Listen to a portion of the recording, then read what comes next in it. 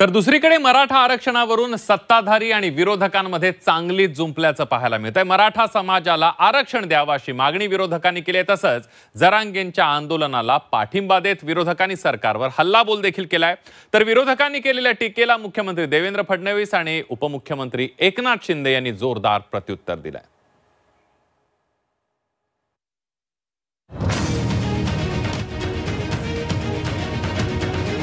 काही राजकीय पक्ष हे त्यांच्या खांद्यावर बंदूक ठेवून आपला फायदा करण्याचा प्रयत्न करतायत।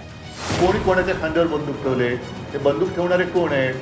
आणि मग एवढं जर असेल तर बंदूक ठेवण्यापर्यंत पाळी तुम्ही काय येऊ दिली? आम्ही तुम्हाला आरक्षण देऊ म्हणून शड्डू ठोकले होते, ती लोक कुठे राहतात? का गावी पडालेत? जे आम्ही दिलं ते जे आज टीका करतायत त्यांनी टिकवलं नाही।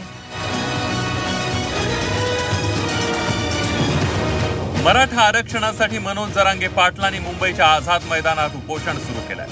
आरक्षण घेतल्याशिवाय मुंबई सोडणार नसल्याची ठाम भूमिका जरांगे पाटलांनी घेतली आहे। दरम्यान जरांगे पाटलांच्या भूमिकेवरून सत्ताधारी आणि विरोधकांमध्ये चांगलीच जुंपली आहे। मनोज जरांगे पाटलांच्या मागण्या राज्य सरकारनं पूर्ण कराव्यात असं आवाहन उद्धव ठाकरेंनी केलंय। फक्त टोलवाटोलवी करू नका तर मराठा समाजाला न्याय द्या अशी ठोस भूमिका उद्धव ठाकरेंनी मांडली आहे। तर काही जण सोयीची भूमिका घेत असल्याचं म्हणत फडणवीसांनी देखील पलटवार केला। जरांगे पाटलांचा विषय आहे, त्यांना कोणाकडनं काय काय अनुभव आले असतील तर ते त्याप्रमाणे ते बोलत असतील। पण एकूण काही जरी झालं तरी ज्यांची ते आता कौतुक करत असतायत असं तुम्ही म्हणतायत, त्यांनी सुद्धा त्यांना फसवलंच आहे ना। ते इतके वर्ष म्हणजे 2.5 वर्ष का होईना मुख्यमंत्री होते, आता 1 वर्षभर उपमुख्यमंत्री आहेत, का नाही त्यांना न्याय देऊ शकत? त्याच्यामुळे नुसती टोलवाटोली या सरकारकडनं चाललेली, ही टोलवाटोली बंद करून जो काय आहे तो सन्मान्य तोडगा त्यांनी काढला पाहिजे। वेगवेगळे पक्ष जे या संदर्भात सोयीची भूमिका घेत आहेत त्या पक्षांना माझं हे आव्हान आहे की सोयीची भूमिका घेऊ नका। भूमिका घ्यायची तर ठाम भूमिका घ्या। ठाम भूमिका घेताना दिसत नाही आम्ही तर बोललोच होतो, याचंही करा आणि त्याचंही करा, अशा प्रकारची भूमिका नको। जे कायदेशीर आहे ती कायदेशीर भूमिका घ्या ना। तुमची भूमिका सांगा, काय कायदेशीर भूमिका आहे या संदर्भात। ते भूमिका याकरता सांगणार नाहीत कारण त्यांना समाजामध्ये भांडण होताना कुठेतरी त्यातनं राजकीय फायद्याचा वास येतो। आम्हाला राजकीय फायदा करून घ्यायचा नाही, आम्हाला सगळे समाज सांभाळायचे आहे। काही लोक जरांगे पाटलांच्या खांद्यावर बंदूक ठेवून फायदा घेत असल्याचा आरोप मुख्यमंत्री देवेंद्र फडणवीसांनी केला होता। दरम्यान त्यांच्या आरोपांना उद्धव ठाकरेंनी जोरदार प्रत्युत्तर दिलं। मला आश्चर्य वाटतं की आता हे दिसतंय, म्हणजे हे आश्चर्याची गोष्ट आहे की तुम्ही आता हा प्रश्न विचारता आणि तुम्हाला आता हे दिसतंय। यापूर्वी काय झालं हे तुम्ही सगळ्यांनी बघितलेलं आहे। आजही आंदोलनाकरता रिसोर्सेस उभे करणारे कोण आहेत वगैरे हे सगळं आपल्याला पाहायला मिळत आहे।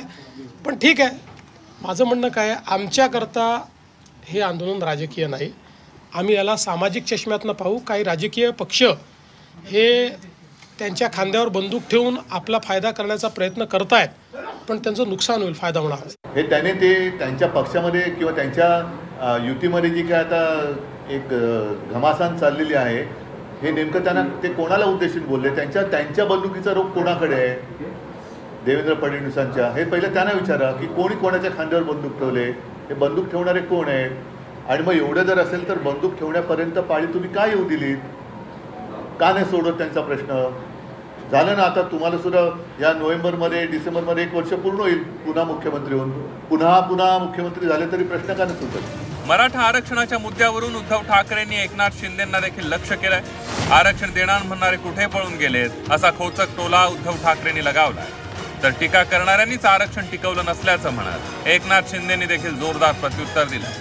पूर्ण जबाबदारी सरकारची आहे आणि ज्यांनी एक आम्ही तुम्हाला आरक्षण देऊ म्हणून शड्डू ठोकले होते, ती लोक कुठे राहतात? का गावी पडालेत?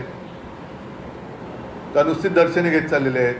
एवढा जनता जनार्दन मुंबईत आल्यानंतर त्यांना सामोरे जाणं, नुसतं घरोघरी काय फिरताय सगळीकडे? जे आम्ही दिलं ते जे आज टीका करतायत त्यांनी टिकवलं नाही। त्यांची भूमिका त्यांनी स्पष्ट केली पाहिजे की काय भूमिका आहे तुमची यांच्या आंदोलनावर। आणि जेव्हा आम्ही बैठकीला बोलवतो, जेव्हा मी मुख्यमंत्री असताना, तर बाहेर तर खूप काय बोलतात, समाजाला पाठिंबा आहे, बैठकीला येत नाहीत। ही असली दुटप्पी भूमिका का घेता?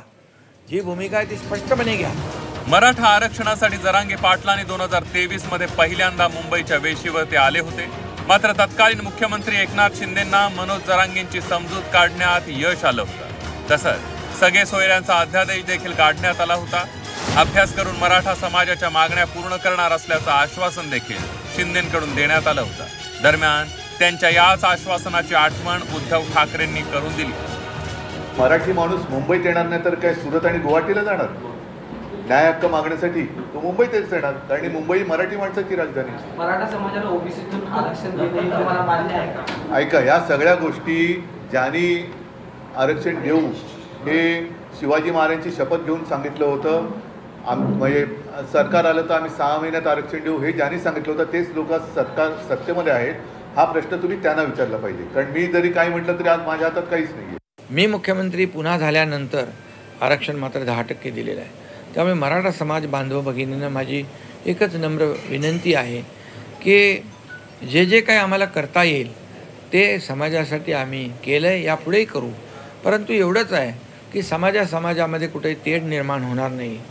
ओबीसी समाजाचं कुठलंही आरक्षण कमी करून मराठा समाजाला मिळावं अशी मराठा समाजाची देखील भूमिका नाही आहे आणि ती नसावी. तर तिकडे ओबीसी आणि मराठा समाजाच्या संघर्षावरून भाजपनं काँग्रेसला काही सवाल केले. ओबीसी मधून मराठा समाजाला आरक्षण द्या अशी भूमिका काँग्रेसची आहे का हे स्पष्ट करावं असं आव्हान बावनकुळेंनी दिलंय. तर आश्वासन देऊन मराठा समाजाला आरक्षण का दिलं नाही हे बावनकुळेंनी फडणवीसांना विचारावं असं प्रतिआव्हान हर्षवर्धन सपकाळांनी केलंय. काँग्रेसनी सांगितलं पाहिजे की होय ओबीसीचं आरक्षण कमी करा, होय 18 पगड जातीचं आरक्षण कमी करा, या राज्यातल्या 353 जाती ज्या मागास आहेत त्यांचं आरक्षण कमी करा, हे सांगितलं पाहिजे. काँग्रेसनी कमी करणार आहे. काँग्रेसने आपली स्पष्ट भूमिका व्यक्त केली पाहिजे.